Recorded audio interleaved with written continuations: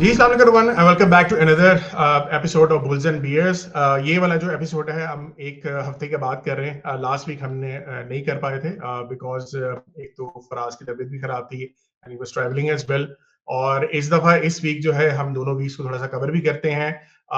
इस वीक के अंदर मार्केट ने रिबाउंड भी दिखाया है, थोड़ा सा अच्छा परफॉर्मेंस भी हुई है and there was a big big news जो कि इस वीक आई भी है। गवर्नमेंट ने जो है फाइनली डिसाइड कर दिया है जो सर्कुलर डेब्ट को कम करने के लिए जो बैंक्स के पास वो जा रहे हैं और बैंक से वो जाके लोन का बंदोबस्त करेंगे और वो तकरीबन 7 से 8 साल तक चलेगा। तो इट्स अ बिग न्यूज। उसकी वजह से मार्केट के अंदर रैली भी आई है, कुछ स्टॉक्स जो है उन्होंने परफॉर्म भी किया है, उस पर भी आज हम बात करते हैं। और इस वीक का हम थोड़ा सा एनालिसिस स्टार्ट करते हैं। जी, कमिंग टू फराज भाई आप बताएं कैसे हैं और अभी आपकी तबीयत कैसी है और मार्केट का अगर आपके पास ओवरव्यू है तो प्लीज करें। अल्हम्दुलिल्लाह तबीयत काफ़ी बेहतर है। गला ख़राब था, लास्ट वीक बिल्कुल ही बात नहीं हो रही थी। स्टिल अभी भी ख़राब है, लेकिन कोशिश करूँगा कि ये वाला एपिसोड हम रिकॉर्ड कर सकें।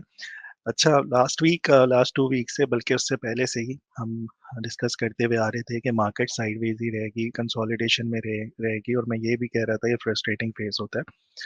सो वो जो टाइम ड्यूरेशन थी उसकी, वो अब ऑलमोस्ट ख़त्म हो चुकी है। हम एक्सपेक्ट कर रहे थे कि फर्स्ट वीक ऑफ मार्च तक हो।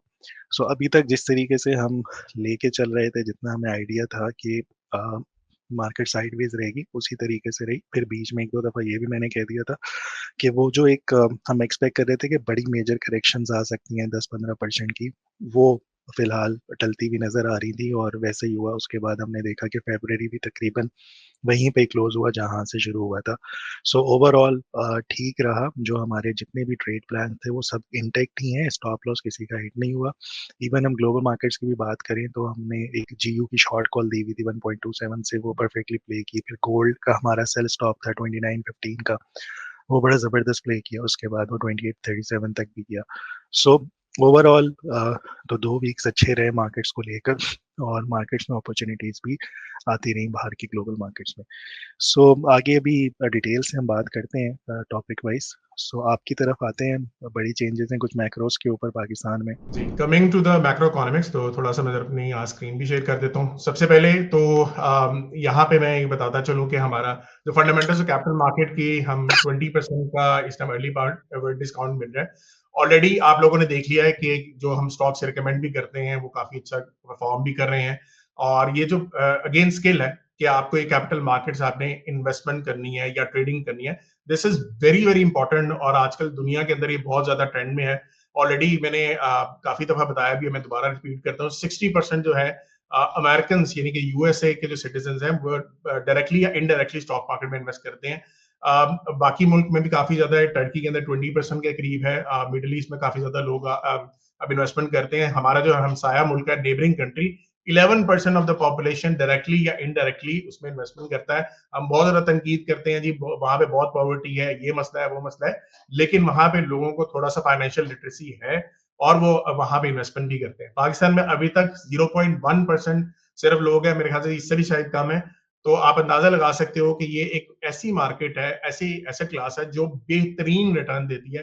पिछले 25 साल के अंदर तकरीबन 70 टाइम्स, बल्कि 70 टाइम्स तो 100x हो गया हुआ है जितनी मार्केट ने एक आध साल के अंदर परफॉर्मेंस दे दी है। और ऑन एवरेज 20% से ज्यादा ये अर्निंग्स देती है। अगर आप महंगाई को सिर्फ रख लें तो 9% इन्फ्लेशन है। सो 20 - 9 आप फिर भी देख लें कि इन्फ्लेशन को भी तकरीबन 11% से बीट करती है इन लॉन्ग टर्म। तो हमेशा जेहन में रखेंगे लॉन्ग टर्म अपॉर्चुनिटीज होती हैं, इसमें काफी ज्यादा आपको यहाँ पे सिनेरियो नजर भी आते हैं। अच्छा, पोर्टफोलियो को मैं थोड़ा सा यहाँ पे हाईलाइट कर देता हूँ क्योंकि ऑलमोस्ट इट्स बीन 2 मंथ्स, तो 2 मंथ्स का हम थोड़ा सा देख लेते हैं कि हमारा पोर्टफोलियो कैसा जा रहा है। इस टाइम के एस 100 में तकरीबन 3.6% परफॉर्मेंस हो चुकी हुई है। अभी आज के 2 दिन जो रैली थोड़ी सी हुई है वो भी हमारे एनर्जी सेक्टर के अंदर आई है, उसकी वजह से थोड़ी बहुत रैली नजर आप यहाँ पे आ रही है। लेकिन उसके अलावा जो हमारा पोर्टफोलियो, दिस इज अराउंड 5.28% जा रहा है। टोटल जो मैंने आपको 30 स्टॉक्स बताए हैं और इसमें से सिक्लिकल्स है वो तकरीबन 7% परफॉर्म कर रहे हैं। और ये सारी वही चीजें हैं जो कि ओवरऑल आप एक अच्छी कंपनीज में देखते हो कि एक अच्छी कंपनी जो जो एलिमेंट्स नजर आते हैं, जाहिर सी बात है उसकी बेहाफ पे आपकी परफॉर्मेंस आती है। अब कुछ स्टॉक्स यहाँ पे नहीं भी परफॉर्म करते और कुछ बहुत एक्सेप्शनली करते हैं।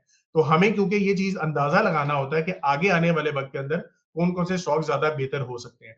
एग्जाम्पल के तौर पे एक दो स्टॉक्स बहुत बेहतरीन परफॉर्म कर रहे हैं, ऑल्दो मेरी कॉल्स में नहीं थे। फराज की एक कॉल थी इसमें एक मेपल लीफ है, जिसमें अगर आप यहाँ पे मेपल लीफ को देखें तो मेपल लीफ ने हैज परफॉर्म ट्रिमेंडसली वेल, एकदम से बड़ा शार्प मूव दिया यहाँ पे उसने।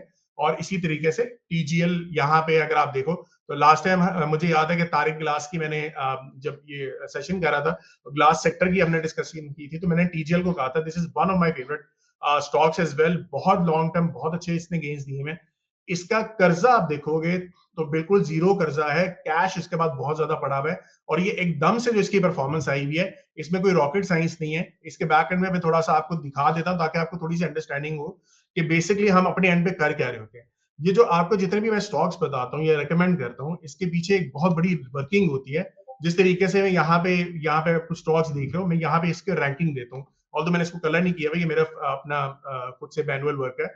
लेकिन आगे जो है जिस तरह से स्टूडेंट्स को हम डिस्कस करते हैं, बताते हैं कि आपने कंपनी कैसे पिक करनी है, इस तरीके से यहाँ पे आपके पास ये स्टॉक्स आ रहे होते हैं, ठीक है। अच्छा, कुछ जो मैसिव चेंजेस आती हैं, बड़ी तेजी से परफॉर्म कर रही होती है, उसका स्कोर थोड़ा मेरे पास यहाँ पे होता है। कुछ कंपनीज यहाँ पे जो आपको नजर भी आ रही हैं, मेजोरिटी केसेस में वॉल्यूम कम लगता है, इस वजह से मैं सजेस्ट उनको करता नहीं हूँ। लेकिन अगर आप उसको बैक एंड में भी जाके देख लें तो आपको एक आइडिया होगा ये बड़ा अच्छा परफॉर्म कर रहे होते हैं। जैसे लेट्स वो एक एग्जांपल की बात कर रहा हूँ, यहाँ पे अगर आप डीईएल लिख लें और ये आपके दाऊद इक्विटीज लिमिटेड के नाम से एक स्टॉक है, तो यहाँ पे अगर आप देखो तो इसकी परफॉर्मेंस यहाँ से स्टार्ट हुई है, 4 रुपए से उठ के ये तकरीबन 8 रुपए का शेयर हुआ है।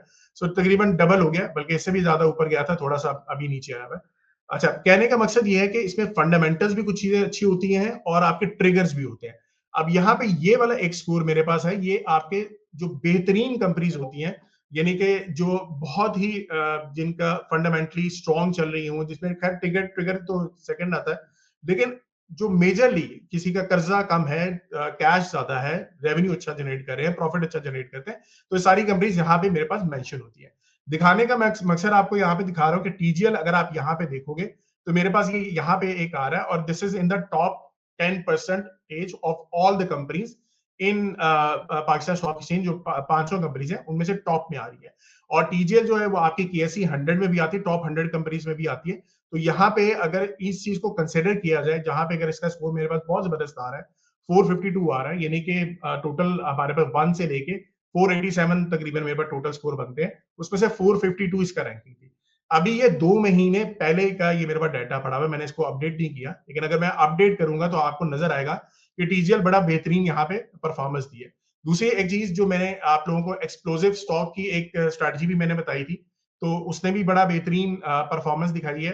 उसकी बेस के ऊपर टीजीएल ने यहाँ पे जो आपको नजर आ रहा है ना जितनी परफॉर्मेंस हुई है, दैट इज बिकॉज के टीजीएल का जो एक्सप्लोसिव स्कोर है वो बेहतरीन आया। तो यहाँ पे अगर आप देखो तो ये अर्निंग्स पर शेयर इसकी 9 है, और अगर पिछले क्वार्टर के हिसाब से देखा जाए तो पिछले क्वार्टर के अंदर आपकी अर्निंग्स 4.1 थी, ठीक है।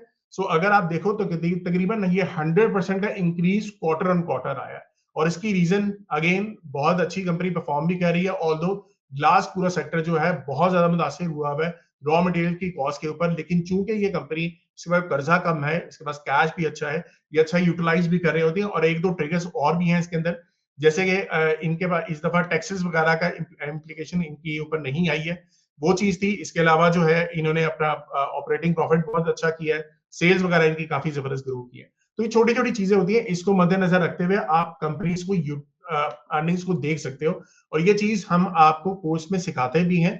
और ये एक्सप्लोसिव स्टॉक का जो स्कोरिंग निकालने वाला तरीकेकार है, ये मैंने आप लोगों को साथ शेयर भी किया था in one of my videos, ठीक है।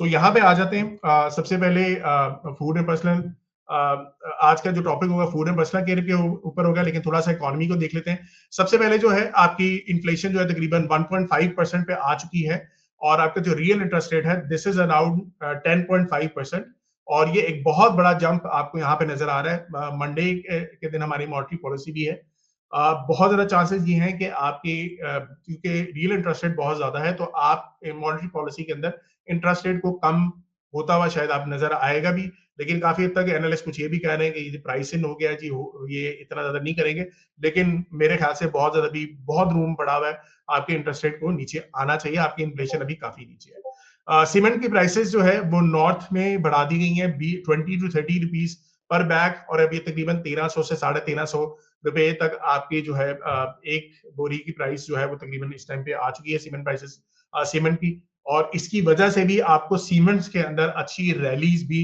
थोड़ी सी आगे देखने को मिलेंगी। आप देख सकते हैं फौजी सीमेंट बेहतरीन परफॉर्म किया, मेपल लीफ भी इसी तरीके से बेहतरीन परफॉर्म किए। इनके प्लांट सारे जो है वो नॉर्थ एरिया में अवेलेबल है। ठीक है, नेक्स्ट जो है इस दफा फर्टिलाइजर ऑफटेक जो है ये आपकी डिक्लाइन होगी due to number one week seasonals. थोड़े से आपके सीजनल्स भी फर्टिलाइजर के ऊपर इम्पैक्ट करते हैं।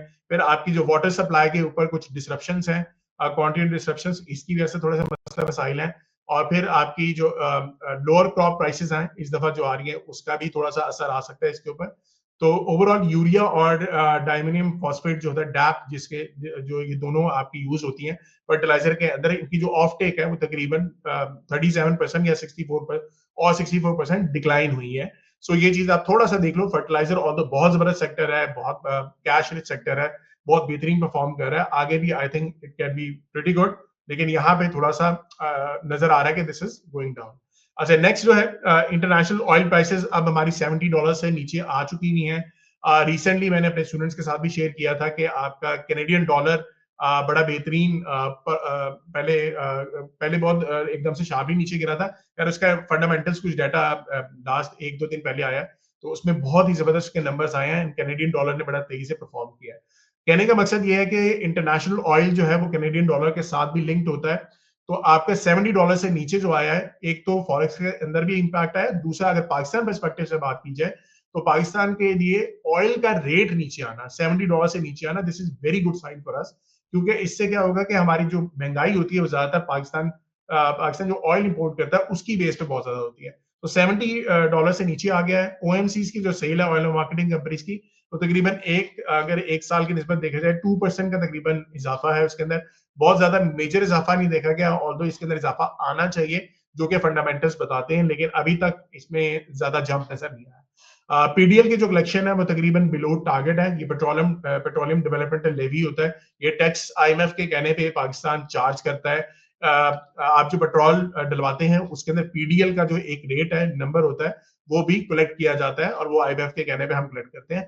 जितना टारगेट था उससे कम इस दफा टारगेट अचीव हुआ है। सो ये एक दो यहाँ पे ऑयल का नीचे आना अच्छा है, लेकिन ये जो ओएमसी के लिए पीडीएल कलेक्शन है, ये अगेन हमारा जो टैक्सेस का कम कलेक्शन हो रही है वो ड्यू टू द फैक्ट कि हम ये दो तीन चीजें पूरी टारगेट नहीं अचीव कर पा रहे। तो ये सिनेरियो यहाँ पे है। ट्रेड बैलेंस अगर देखा जाए तो तकरीबन हमारा इस दफा डेफिसिट आया $2.5 बिलियन का फरवरी 2025 के मंथ के अंदर। हमने देखा है 2-3 महीने से अब आपकी इंपोर्ट ज्यादा बढ़ना शुरू हो गई है। ऑल्दो पिछले मंथ की निस्बत देखा जाए तो तकरीबन 10% डिक्लाइन है, लेकिन ओवरऑल अब आपकी इंपोर्ट थोड़ी सी ज्यादा बढ़ रही है। सो जैसे जैसे ग्रोथ आ रही है तो इंपोर्ट हमारे पाकिस्तान के अंदर ज्यादा बढ़ जाती है।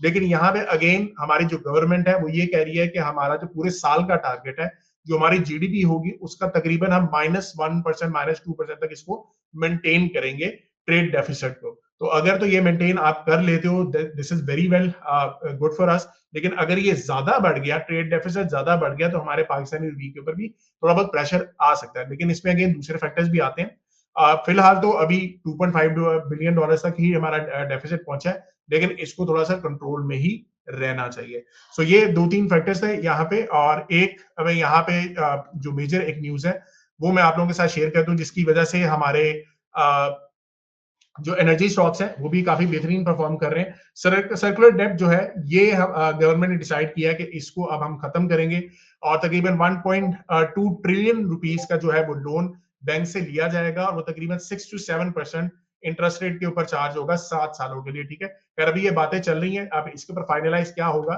ये तो खैर बाद में देखा जाएगा। लेकिन ओवरऑल जो इसको देखने वाली बात है, एक तो नंबर वन जो हमारी लिस्टेड कंपनीज है जिसमें ओजीडीसी हो गया, पीपीएल हो गया, एसएनजीपी वगैरह हो गया, ये सारी कंपनीज को बहुत फायदा होने वाला है कि इनकी तरफ कैश थोड़े से ज्यादा आएगा। ठीक है, अब कितना आता है कैश ये तो आगे वक्त बताएगा, लेकिन अगेन कैश की कलेक्शन जो है वो ज्यादा बढ़ेगी। दूसरी बात ये है कि यहाँ पे अगर आप देखें तो आईपीपीज का ओवरऑल 15 आईपीपीज का ओवरऑल गवर्नमेंट ने इसको टेक केयर कर लिया था, लेकिन आगे फर्दर जो है इसी चीज को देखा जा रहा है कि इसको किसी तरीके से हमने खत्म करना है सर्कुलर डेब्ट के थ्रू। और इसके अलावा जो आपके पाकिस्तानी अगेन डेब्ट सर्विसिंग जो होगी, ये चीज ध्यान में रखें, ये आपके बिलों में ही लग के आएगा। तो ये तकरीबन ₹3 आपका इसके ऊपर यहाँ पे लिखा हुआ है कि गवर्नमेंट जो है आपके जो लोन लेगी उसको जो अदा किया जाएगा वो आपके टैरिफ के अंदर यूनिट इंक्रीज होंगे, यानी कि आम कंज्यूमर ही इसको बेच रहा होगा। बहरहाल दैट्स अ गुड थिंग कि यहाँ पे एक तो टैक्स भी चला इकट्ठा हो जाएगा, सर्कुलर डेब्ट से जान हमारी छूट जाएगी और शायद इन फ्यूचर हमारी बिजली की कीमतें एक अच्छे लेवल पे आ जाएंगी। सो ये थी कुछ फंडामेंटल्स की न्यूज मेरे एंड से। जी फराज, आप अपने एंड से बता दो if there is any update from your end on KCM। अच्छा, मेरे पॉइंट्स टेबल पे इस दफा काफी चेंजेस हैं।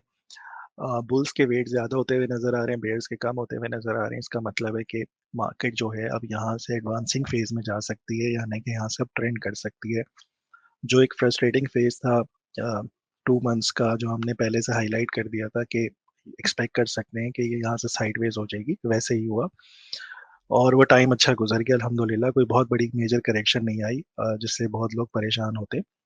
फ्रस्ट्रेटिंग ज़रूर हुआ, पोर्टफोलियोज बढ़े नहीं, अपनी जगह पे रहे, बहुत हुआ 3-4% ऊपर नीचे होती नहीं मार्केट उसी रेंज में। और उसके बाद अब एक्सपेक्टेड यही है कि यहाँ पे इसकी चूंकि वेट ज़्यादा हो गए हैं बुल्स के, तो हम एक्सपेक्ट करें कि यहाँ से रैली हो। और मुझे लगता है कि मोस्ट लाइकली हम मार्च में या अप्रैल में ही इन 2 महीने के अंदर ये 1,18,000 जो भी इसका हाई है वो शायद ब्रेक होता हुआ नजर आ जाए। पॉइंट्स पर आते हैं, higher highs and higher lows ये इंटैक्ट है, हमेशा से मैं कहता आ रहा हूँ। अभी तक इसका जो हायर लो था 105 के करीब था, वो ब्रेक नहीं हुआ, सो इंटैक्ट है। हम अभी भी एक्सपेक्ट कर रहे हैं कि ये बुलिश ट्रेंड ही है। इसके ऊपर एक डाइवर्जेंस आ गई थी जो काफी अरसे तक रही। अब ये डाइवर्जेंस जो है ये सिंक हो गई है, इसकी अब ऐसे यहाँ पे जो वेट था उसका कोई पॉइंट वैलिड इतना बनता नहीं है, सो ये भी काफी हद तक खत्म हो गया है। टाइम साइकिल्स की अगर मैं बात करूं, यहाँ से जो लास्ट टाइम इसका कंसोलिडेशन फेज था जो दिसंबर से लेके फेब 2024 तक चला था, 2023 दिसंबर से 2024 तक, सो ये उतना ही टाइम की कंसोलिडेशन हम यहाँ पे इस साइकिल्स के ऊपर कर रहे थे जो दिसंबर 2024 से शुरू हुआ, और अब ये तकरीबन फर्स्ट वीक ऑफ मार्च में ख़त्म हो जाना चाहिए था 6-7 को। और उसके बाद अब हमने देखा भी 1-2 दिन से यहाँ पे अच्छी रैली बनती हुई भी नजर आई है। सो कंसोलिडेशन टाइम साइकिल्स के ऊपर तो कंप्लीट हो चुकी है, प्लेटफॉर्म सेट हो चुका है, पॉजिटिव न्यूज़ भी आ गई हैं, ट्रिगर भी मिल गया है, प्लेटफॉर्म सारा सेट है बुल्स के लिए। सो यहाँ से हम एक्सपेक्ट करें कि ये अब आपकी मार्केट चलना शुरू हो जाए, बढ़ना शुरू हो जाए।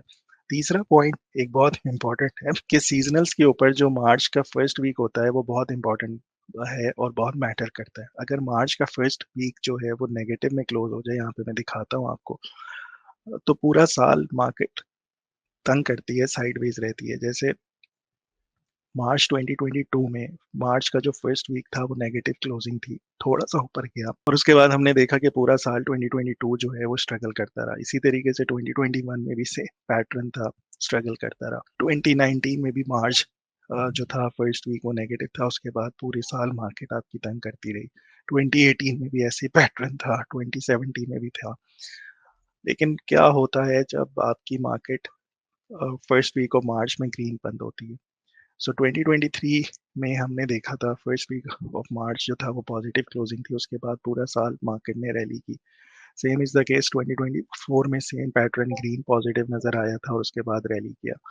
अगर मैं पीछे जाऊं, लेट्स से 2020 में भी ग्रीन था, मार्केट क्रैश हुई थी, दोबारा से बढ़ के फिर नए हाइज लगाना शुरू कर दी थी, तो काफ़ी हद तक ये पॉइंट वैलिड है वहाँ पे। 2016 में सेम अगर ग्रीन फर्स्ट वीक क्लोज था, उसके बाद मार्केट रैली करती गई थी। तो पिछले 10 साल में 4 साल ऐसे थे जहाँ पे ग्रीन क्लोजिंग के ऊपर मार्केट ने परफॉर्म किया। सो आज मैं क्यों डिस्कस कर रहा हूँ 2025 का जो मार्च का फर्स्ट वीक है, आज फ्राइडे क्लोज हो चुका है, 1,14,400 के करीब मार्केट क्लोज हुई है। सो ये ग्रीन क्लोजिंग आ गई है इसकी, सो एक पॉजिटिव साइन है। सो हम एक्सपेक्ट कर सकते हैं कि यहाँ से ये अब आपकी रैली करे। सो ओवरऑल मुझे लग रहा है कि प्लेटफॉर्म आपका बुल्स के लिए पूरा बेस फाउंडेशन बन चुकी है, सेट है। यहाँ से एक्सपेक्ट कर सकते हैं कि हम एडवांसिंग फेज दोबारा शुरू हो। जो अब इमीडिएट रेजिस्टेंस खड़ी हुई है वो 1,15,000, 1,16,300 की है, जो उम्मीद है इजीली ब्रेक हो जाएगी। और सपोर्ट लेवल्स अगर नीचे 1,11,870 पे आता है, ये अच्छी सपोर्ट लेवल्स हो सकते हैं। सो ओवरऑल मार्केट अब यहाँ से मुझे लग रहा है कि इन पॉइंट्स टेबल के एस्पेक्ट से तो इसको बढ़ना चाहिए। सो बाकी देखते हैं, उम्मीद है कि नए हाइज जल्दी इंशाल्लाह अप्रैल में या मार्च में लगना शुरू हो जाएंगे। जी अमार। स्टॉप। सबसे पहले तो आप लोगों का बहुत शुक्रिया the bulls and BS show देखने का। अगर आप इस पर्टिकुलर प्रोग्राम का फॉर्मेट देखें जहां पे अमार फंडामेंटली कंट्री की पोजीशन बताते हैं कि क्यों आपको स्टॉक मार्केट पे इन्वेस्ट करना चाहिए, and cherry on top, Faraz आपको वो कंपनीज बताते हैं कि क्यों उन कंपनीज में आपको इन्वेस्ट करना चाहिए। और बाय द वे जो ट्रैक रिकॉर्ड है वो आपके सामने है। अब ये चीज़ आप खुद भी कर सकते थे अगर आप दुनिया के किसी कोने में भी बैठे हुए हैं, और ख़ास तौर पे पाकिस्तान में, और आपको अभी भी समझ नहीं आ रही कि स्टॉक मार्केट पे इन्वेस्ट कैसे करते हैं, तो I would strongly recommend please take the courses of Faraz and Amar which are available at sarmaya.pk। इन कोर्सेज से आपको समझ आएगी कि आपका अपना पैसा भी ग्रो कैसे हो सकता है। So please do look at sarmaya.pk courses and become financially healthy. Perfect हो गया। चलें इस दफा मैक्रो इकोनॉमी के अंदर वो तो हमने डिस्कस कर लिया, अब सेक्टर को भी डिस्कस कर लेते हैं। अच्छा, पहले भी आप यहाँ पे बात कर रहे थे कि मार्च के अंदर जो है वो तकरीबन जब मार्केट नीचे आती है तो वीक होता है, तो ओवरऑल सारा जो रिजल्ट भी उसी तरीके से काफी ज्यादा इम्पैक्ट होता है। अच्छा, यहाँ तक मैं थोड़ा सा हाईलाइट भी करता हूँ फंडामेंटल की बेसिस के ऊपर। मार्च का जो फर्स्ट वीक होता है वो ज्यादातर प्रॉफिट टेकिंग होती है दुनिया के अंदर, ठीक है, और मतलब ग्लोबली क्या होता है कि मार्केट्स आपकी 1-2 वीक्स के अंदर थोड़ा सा नीचे थे, और ये फरवरी के जो लास्ट वीक होता है उससे स्टार्ट हो जाता है और मार्च के फर्स्ट वीक या सेकंड वीक तक मैक्सिमम चलता है, और उसमें आपकी स्टॉक मार्केट वगैरह काफी हद तक नीचे आती है, ठीक है। यहाँ पे मैंने अमार कॉल्स के अंदर मैं फॉरेक्स के कुछ आउटलुक वगैरह देता रहता हूँ कि आपकी करेंसी जो है वो किस तरीके से परफॉर्म करेगी। तो मुझे लास्ट वीक के अंदर 2 वीक से लगातार मैं बता रहा था कि आपकी स्टॉक मार्केट नीचे रहेगी, आपके जो मेटल्स हैं, जो आपके जिसमें गोल्ड आता है, सिल्वर वगैरह आता है, ये भी काफी हद तक नीचे रहेगा। तो खैर अब तो थोड़ा सा इस वीक थोड़ा बहुत गोल्ड वगैरह ऊपर आया है, लेकिन बाकी जो है पूरे 2 वीक्स अगर आप देखोगे, यहाँ पे अगर आप देखोगे ये this is 27th of Feb, लेकिन इससे एक वीक पहले मैंने ये वीडियो रिलीज की थी, ऊपर यहाँ पे वीडियो आपको नजर भी आ रही है। तो ओवरऑल ये मैंने बताया था कि आपकी स्टॉक मार्केट जो है वो नीचे रहेंगी, मेटल्स आपके डाउन रहेंगे। उसकी अगेन यही रीजन है कि जो मार्च वाला पीरियड होता है, इसमें क्या हो रहा होता है कि आपकी प्रॉफिट टेकिंग होती है क्रिसमस रैली की, और जो क्रिसमस रैली होती है वो तकरीबन आपकी चलती है अक्टूबर, नवंबर, दिसंबर तक, और दिसंबर से वो जनवरी तक मैक्सिमम जाती है, और फरवरी तक आप जो है वो तकरीबन आप समझते हो कि थोड़ा बहुत मार्केट हल्का फुल्का सा जो है वो थोड़ा रेंज में चला जाना शुरू हो जाती है। अगर थोड़ा बहुत उसने ऊपर जाना है, थोड़ा सा ऊपर चली जाती है, लेकिन at the end of February और मार्च के स्टार्ट में इसमें प्रॉफिट टेकिंग नजर आती है। तो यहाँ पे अगेन मुझे यही लग रहा है, जिस तरीके से फराज ने बताया कि अगर मार्च के अंदर हमारी बहुत ज्यादा प्रॉफिट टेकिंग आ जाती है, तो इसका मतलब है कि अगले पूरे एक आध साल जो है थोड़ा बहुत नजर आ रहा है कि शायद मार्केट थोड़ा सा रेंज बाउंड वगैरह रह सकती है।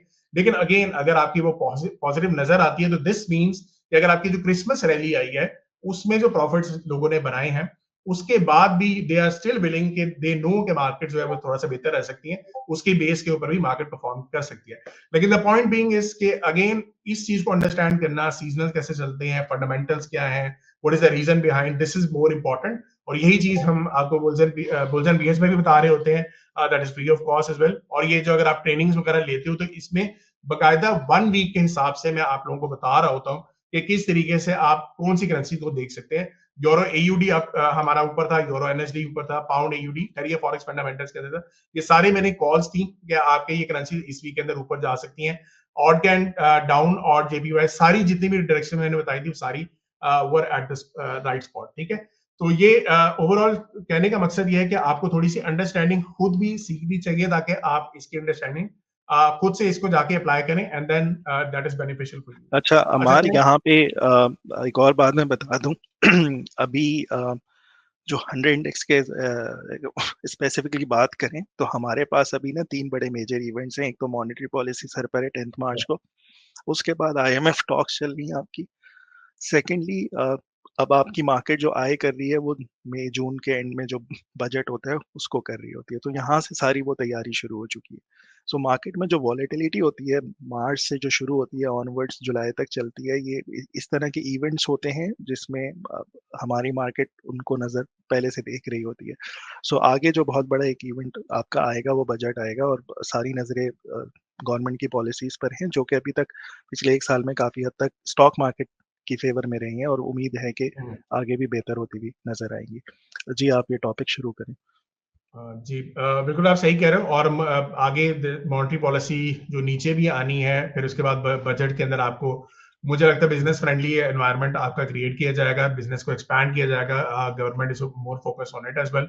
सो काफी हद तक पॉजिटिव है फॉर आवर मार्केट्स। मुझे ये उम्मीद है कि आपकी स्टॉक मार्केट इस साल जो है वो काफी बेहतर रहेगी। चलें ये वाला सेक्टर स्टार्ट करते हैं। ये फूड एंड जो हम चला रहे थे कि फूड के ऊपर हमारा जो एनालिसिस चल रहा था, उसी के अंदर हम सब सेक्टर्स में जा रहे हैं क्योंकि काफी ज्यादा इसमें सेक्टर्स ऑलरेडी आते हैं। तो इस दफा डेयरी एंड बेवरेजेस के ऊपर हम काम कर रहे हैं। और लास्ट वीक के अंदर काफी हद तक प्रेजेंटेशन तकरीबन उस तरह की ही है, लेकिन इसमें थोड़ा सा समझेंगे कि ओवरऑल कंपनी को आपने कैसे एनालाइज करना होता है, या सॉरी कंपनी जो बेसिकली सेक्टर को मैच कैसे एनालाइज करेंगे। सो यहाँ पे ओवरऑल डेयरी एंड जो आप बेवरेजेस देखें, डेयरी के अंदर तो काफी हद तक चीजें हमारी जीडीपी के अंदर काउंट होती हैं, और इसके अंदर डाइवर्सिफाइड गुड एंड सर्विसेज जो कंपनीज ऑलरेडी अवेलेबल हैं वो काफी हद तक डाइवर्सिफाइड अपना पोर्टफोलियो रखती हैं, ताकि कहीं कहीं से भी सेल हिट हो रही हो या प्रॉफिट हिट हो रहा हो तो अगेन वो क्या कर सकते हैं कि उसी प्रोडक्ट के ऊपर ज्यादा प्रोडक्ट्स ले आए, सिमिलर प्रोडक्ट्स होंगी लेकिन थोड़ी सी डाइवर्सिफाइड फूड के अंदर होंगी, तो उससे क्या होता है कि आपकी सेल अच्छी रह जाती है, आपकी प्रॉफिट वगैरह थोड़े से बेहतर रहते हैं। ठीक है, तो सबसे पहले इसमें डेयरी प्रोडक्ट्स में हम देख लेते हैं, फ्रेश मिल्क होता है और फिर अल्ट्रा हाई टेम्परेचर मिल्क होता है, जो ज्यादातर जो आप डब्बे का दूध यूज करते हैं वो आपके यूएचटी मिल्क या अल्ट्रा हाई टेम्परेचर मिल्क इसको कहा जाता है। इसमें फ्लेवर्ड मिल्क भी है, low fat and specialised milk आपका शामिल होता है, पाउडर्ड मिल्क है जो आप एवरीडे का जो आप यूज करते हैं तो वो भी आपका पाउडर मिल्क होता है। फिर योगर्ट आती है, रायता आता है, butter cheese and cream cheese, dairy cream, देसी घी एंड टी वाइटनर्स, ये सारे आपके डेयरी प्रोडक्ट्स में आते हैं। जो कंपनीज इनको बनाती है उसमें नेस्ले आपका आता है, अल्ताहुर जो है, प्रेमा का जो स्टॉक है वो जो आजकल बहुत जबरदस्त परफॉर्म नहीं कर रहा है वो भी इसके अंदर शामिल है। फौजी फूड्स आपका शामिल है, फिर फ्रीजलैंड जो कंपनी है एंग्रो की ये शामिल है। तो ये सारी कंपनी डेयरी प्रोडक्ट्स बनाती है। बेवरेजेस में देखा जाए तो जूसेस एंड नेक्टर्स हैं आपके, soft drinks and carbon beverages हैं, एनर्जी ड्रिंक्स हैं, बॉटल वाटर है। तो अगेन नेस्ले इसमें शामिल है, क्विस एक छोटी सी कंपनी है वो शामिल है, मरी ब्यूरी शामिल है, शिजान शामिल है, क्लोवर है, ताहुर है। और इन्फेंट स्पेशलाइजेशन न्यूट्रिशन में आ जाए तो इन्फेंट फॉर्मूला न्यूट्रिशन आपका इस्तेमाल होता है। अगेन नेस्ले इज रिस्पॉन्सिबल, जो आपके छोटे छोटे जो सिरिलैक वगैरह के जो आपके डब्बे देखते हो ये सारे नेस्ले वगैरह बनाती है। पैकेज एंड प्रोसेस फूड्स में चले जाएं तो इंस्टेंट नूडल्स आपका आता है, ब्रेकफास्ट सीरियल्स आता है, इसमें फौजी सीरियल्स भी है, फ्रोजन फूड्स है, जैम्स एंड जेलीज होती हैं, सॉसेस एंड केचप है, कॉफी है आपकी, ये सारी पैकेज एंड प्रोसेस फूड्स में आएंगी। सो इसमें अगेन जो कंपनीज है, नेस्ले है, इसमें फौजी फूड्स है, क्विज है, शिजान आपका आता है। फिर alcoholic and non alcoholic beverages भी हैं जिसमें आपका बियर आ गई, या जो आपके अल्कोहल ड्रिंक्स पे आते हैं, ये पाकिस्तान के अंदर मरी ब्यूरी जो है इट्स रिस्पॉन्सिबल, ये सारी कंपनी बनाती है इसको। फ्रूट बेस्ड अल्कोहल बेवरेजेस भी बनती है, वो भी अगेन मरी ब्यूरी ही बनाती है। चलिए, डेयरी प्रोडक्ट्स के अंदर आपका फ्रेश मिल्क आ गया, रॉ मटेरियल जो हमारे यूज होते हैं इसमें फ्रेश मिल्क जाहिर सी बात है वो आता है, उसी को आ गया आप प्रोसेस करते हो। फिर skimmed and whole milk powder होता है, ये भी आपका एक इंग्रेडिएंट डलता है इसमें, क्रीम होती है, butter fat and cultured enzymes वगैरह, ये सारे आपके डेयरी प्रोडक्ट्स में आते हैं। ग्रेन्स एंड सीरियल्स में आ जाए तो आपका आटा आता है इसमें सबसे पहले, फिर कॉर्न आता है, मेज आता है, राइस एंड ओट्स आता है। तो आप ये देख सकते हो कि ओवरऑल अगर इस सेक्टर के ऊपर इन रॉ मटेरियल्स के अंदर की प्राइसेस ज्यादा बढ़ रही हैं तो जाहिर सी बात है ये आपकी कंपनीज के ऊपर बहुत इंपैक्ट करेंगी।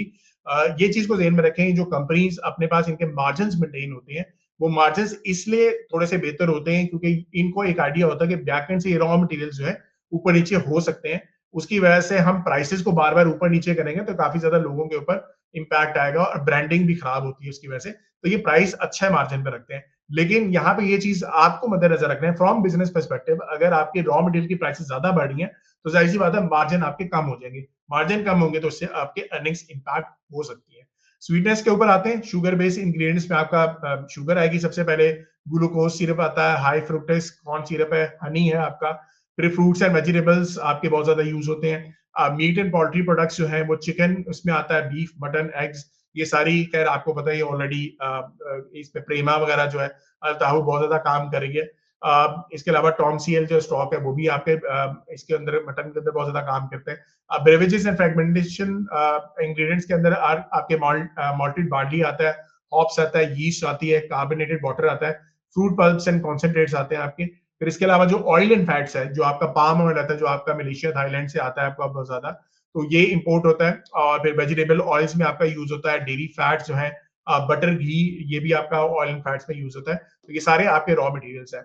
डेयरी प्रोडक्ट्स किस तरीके से बनाए जाते हैं ये भी थोड़ा सा समझें, क्योंकि इसका प्रोसेस को समझना हमारे लिए बहुत ज्यादा जरूरी है कि अगर प्रोसेस के दरमियान आपकी प्राइसेस ज्यादा इंक्रीज हो रहे हैं, बिजली की कीमत वगैरह इंक्रीज हो रही है, तो इसी प्रोसेस के थ्रू होती है। सबसे पहले मिल्क जो है आपने डेयरी फार्म से लिया, कन्वेंशनल हो या ऑर्गेनिक, वो आपने लिया, फिर उसको चिल्ड किया जाता है collection centres to maintain quality, और फिर उसके बाद जो है इसको फ्रेश या अल्ट्रा हाई टेम्परेचर मिल्क के अंदर बनाते हैं।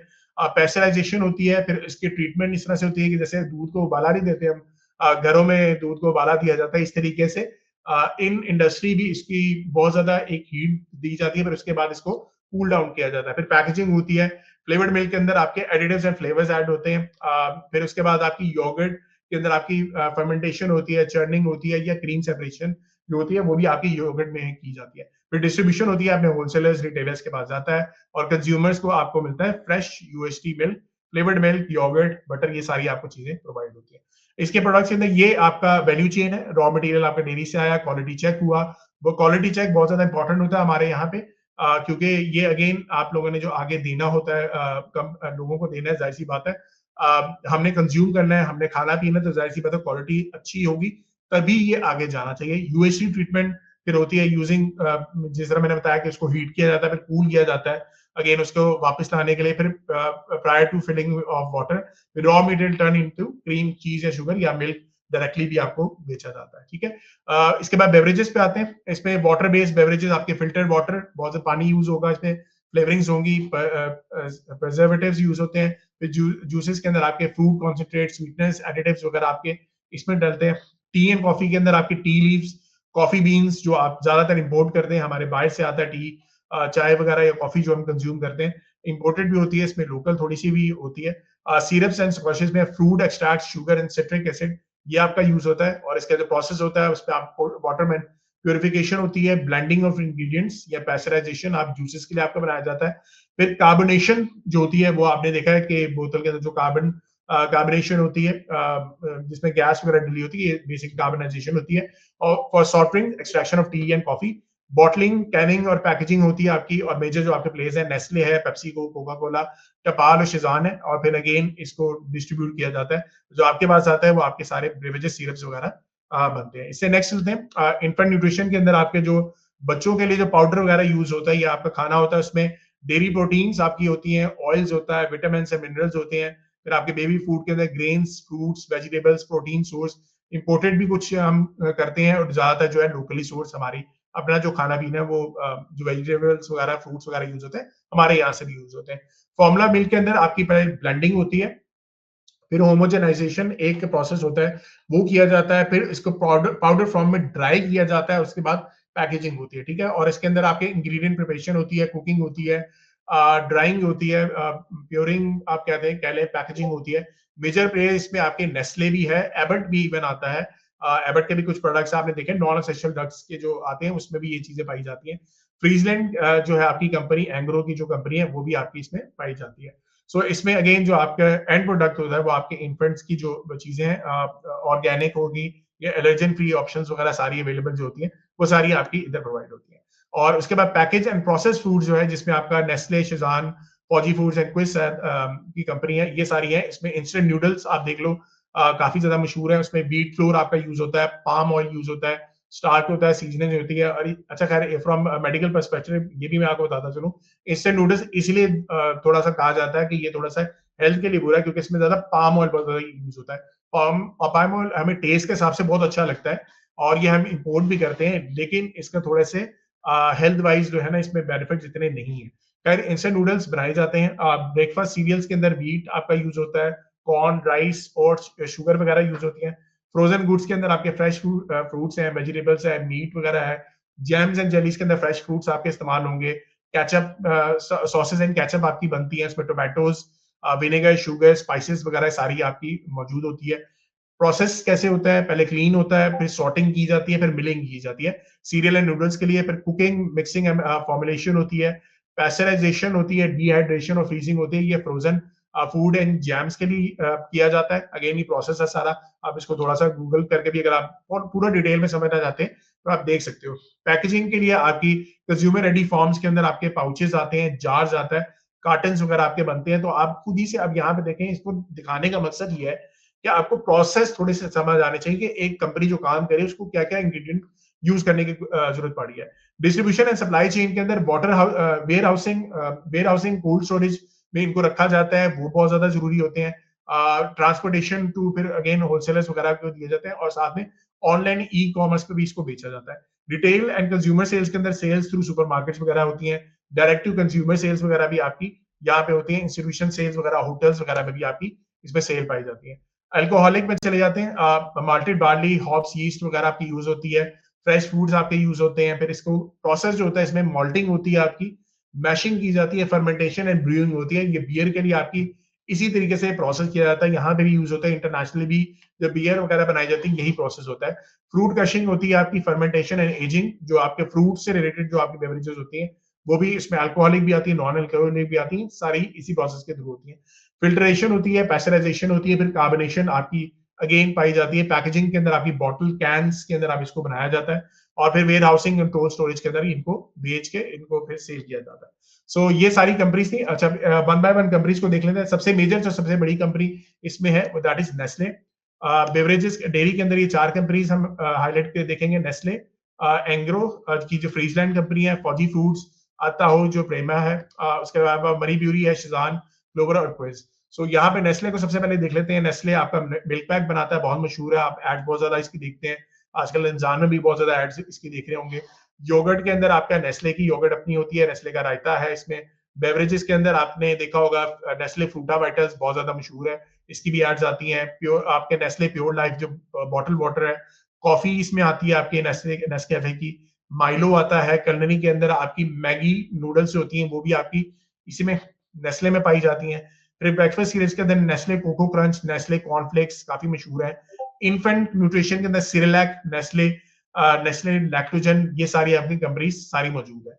जो मार्केट कैपिटलाइजेशन है नेस्ले की, ये 331 बिलियन डॉलर की कंपनी है। दिस इज रुपीज की, सॉरी, कंपनी है, बहुत बड़ी कंपनी है। अगेन आप देख सकते हो कि ये जितनी भी हमारी कंपनीज अवेलेबल है, सबसे बड़ी कंपनी इस सेक्टर के अंदर नेस्ले है।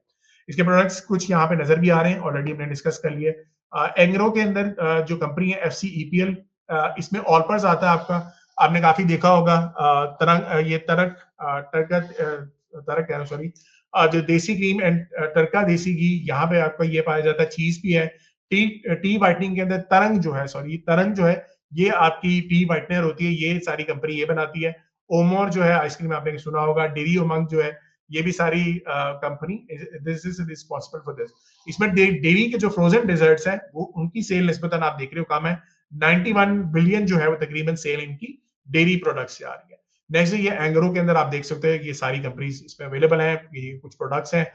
फौजी फूड्स के अंदर आपकी जो कंपनी है वो सारी नूरपुर ब्रांड, टोटल जो है वो फौजी फूड्स ने एक टाइम पे इसको एक्वायर कर लिया था। इसमें बटर आपका बनता है, चीज है, American burger, slices, cream, flavoured milk, देसी घी। दोस्ती ब्रांड जो आपने देखा है वो टी व्हाइटनर के लिए होता है। फौजी सीरियल्स बहुत ज्यादा मशहूर है। कॉर्नफ्लेक्स आपके आगे, बीट फ्लेक्स आगे, चोको कॉर्नफ्लेक्स आगे, बार्ले एंड बीट पॉरेज आ गया, जो आप दलिया जिसको कहते हैं, वो भी आपका इसमें आ गया। फिर ओपल ब्रांड जो है वो frozen foods and vegetable, French fries, frozen meets, ये सारी आपकी कंपनीज इसमें शामिल है। ठीक है। सो FFL में डेयरी प्रोडक्ट्स आपकी ये आगे, सीरियल प्रोडक्ट्स ये सारी अवेलेबल हैं। फौजी फाउंडेशन में आपकी ये सारी कंपनीज भी अवेलेबल आती हैं। प्रीमियर में चलते हैं। प्रीमियर में अगेन दूध से रिलेटेड, डेयरी से रिलेटेड सारी प्रोडक्ट्स ये बनाते हैं। प्रेमा का मिल्क काफी मशहूर है, खासतौर पर पंजाब के अंदर बहुत ज्यादा मशहूर है। फ्लेवर्ड मिल्क जो है ये बनाते हैं। Yoghurt and dairy products, natural yoghurt बहुत अच्छी है, स्वीट योगर्ट इनकी काफी बेहतर है। चंकी योगर्ट, रायता, ये भी काफी जबरदस्त बनाते हैं। अदर डेयरी प्रोडक्ट्स में देसी घी, बटर, क्रीम, चीज, और बेवरेजेस के अंदर लबान एक इनका है, ये जो आइस टी वगैरह भी साथ साथ इन्होंने लॉन्च की हुई है। साथ साथ ये थोड़े से जूसेस वगैरह के अंदर भी इन्होंने ये लबान का एक प्रोडक्ट लॉन्च किया है, तो ये सारा बनाते हैं। अदर प्रोडक्ट्स के अंदर आपकी हनी आते हैं, एग्स आती हैं, वो भी अवेलेबल है। इसके बाद मरी ब्यूरी चलते हैं। मरी ब्यूरी जो है अल्कोहलिक बेवरेजेस के अंदर आपकी बियर, विस्की, ब्रांडी, वोडका, रम, ये सारी बनाते हैं। नॉन अल्कोहलिक बेवरेजेस में फ्रूट एंड जूसेस, नेक्टर्स वगैरह आपके आते हैं। कार्बोनेटेड सॉफ्ट ड्रिंक्स आती हैं, एनर्जी ड्रिंक्स आती है, बॉटल वाटर आता है। फिर फूड ग्रेड कार्बन डाइऑक्साइड ये बनाते हैं। मॉल्ट एक्सट्रैक्ट जो इंडस्ट्रियल प्रोडक्ट्स के लिए थोड़ी बहुत ये यूज होती हैं। और ग्लास प्रोडक्ट्स, क्योंकि ये अपने ग्लासेस वगैरह भी साथ साथ यूज कर रहे होते हैं ना, उसका भी प्रोडक्ट्स ये साथ साथ थोड़ा सा बनाते हैं, उसकी भी सेल इनकी यहाँ पे अवेलेबल है। जो लिकर की है, अगर आप यहाँ पे सेल देख रहे हो तो ओवरऑल लिकर की ब्रेकडाउन इसमें काफी बेहतर है। ग्लासेस वगैरह की सेल इनकी काफी ज्यादा बेहतर नजर आती है। बिजनेस सेगमेंट्स में आ जाए तो ये सारी इनकी प्रोडक्ट्स आपको यहाँ पे नजर आ रही हैं। शिजान में चले जाए, काफी मशहूर ब्रांड है। फ्रूट जूस एंड नेक्टर्स, ये आपने देखा होगा, कार्बोनेटेड सॉफ्ट ड्रिंक्स बचपन में बहुत ज्यादा इसको प्रोमिनेंट था, अब थोड़ा सा निस्बतन कम नजर आता है। लेकिन प्रोसेस एंड पैकेज फूड्स के अंदर जैम, जेलीज वगैरह इनकी काफी मशहूर है। Sausage and ketchup, squashes, syrups, pickles and chutneys, ये ज्यादा काफी मशहूर है। Bakery and confectionery, bakery products आपकी आ गई, कस्टर्ड आ गया, frozen paratha, ready to eat frozen snacks, ये सारी आपकी अवेलेबल आ गई। और ये सारी पिक्चर्स अगेन मेरी टीम ने यहाँ पे इकट्ठी की हैं, बहुत ही बेहतरीन आप देख सकते हो, ये प्रोडक्ट्स आपको नजर भी आ रही हैं। It's a very colourful presentation as well. Moving on towards Clover, इसमें टैंग अगर आपने सुना होगा तो क्लोवर इसके फूड प्रोडक्ट्स बनाता है। और ये फूड प्रोडक्ट्स, क्लोवर जो है एक ऐसी कंपनी है, काफी डिफरेंट सेगमेंट्स में अवेलेबल है।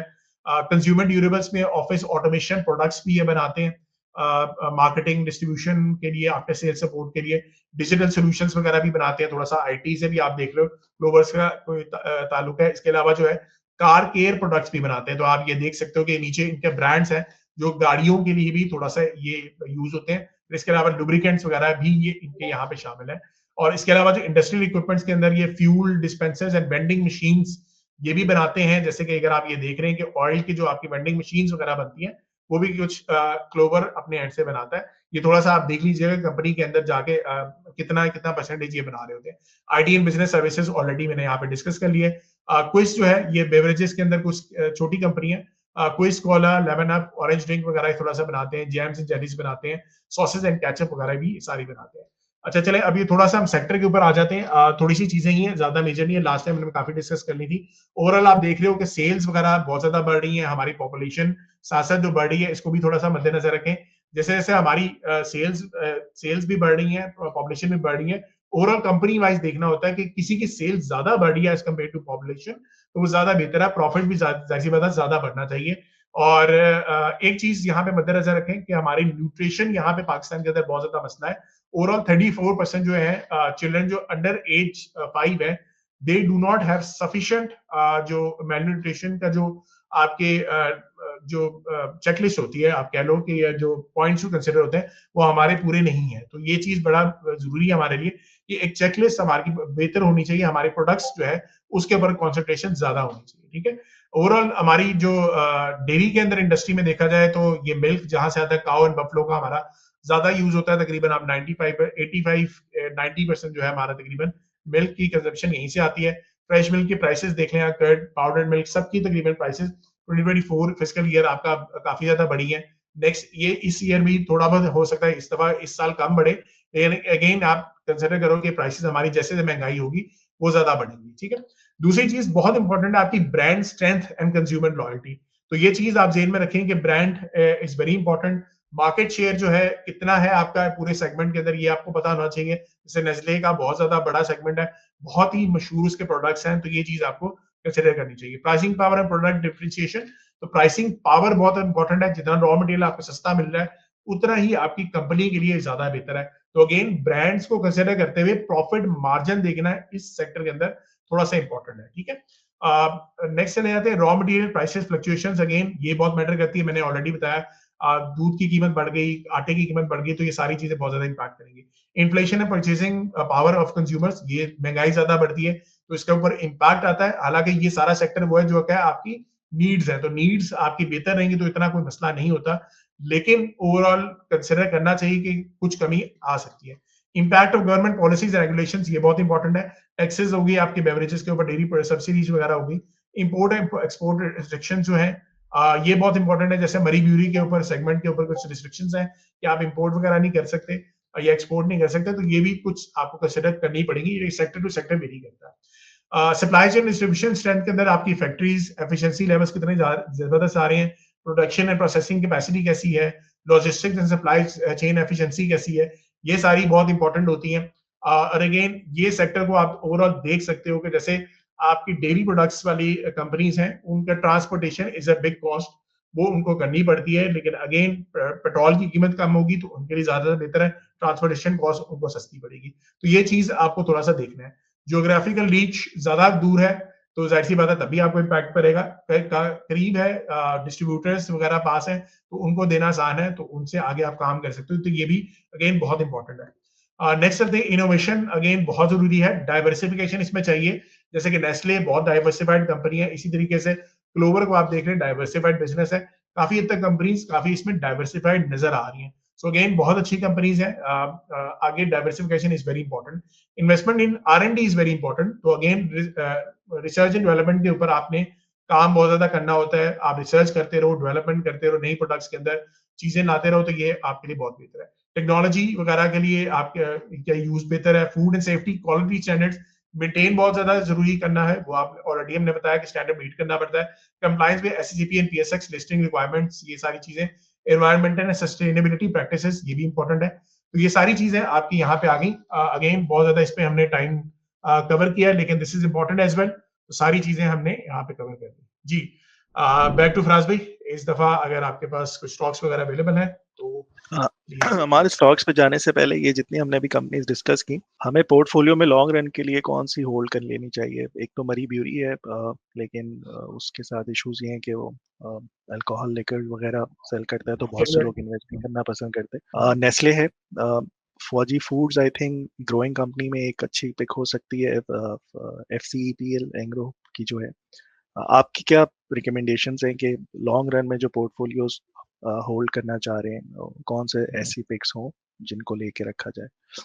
अच्छा, इसमें से मेरी जो टॉप पिक्स मैंने 2025 की भी बताई थी, उसमें फौजी फूड्स एक शामिल है इसमें आपका, और इसके अलावा जो है मरी ब्यूरी भी शामिल था। अगेन मरी ब्यूरी शरिया कंप्लाइंट की बेस पे आप अगर नहीं पिक करना चाहते तो आप छोड़ भी सकते हो उसको। It's a very good company, कर्जा कम है, कैश काफी ज्यादा है, तो वो भी चीज आप कंसिडर करें। फौजी फूड्स की बहुत ही जबरदस्त ब्रांड बिल्डिंग अब स्टार्ट हो गई भी है।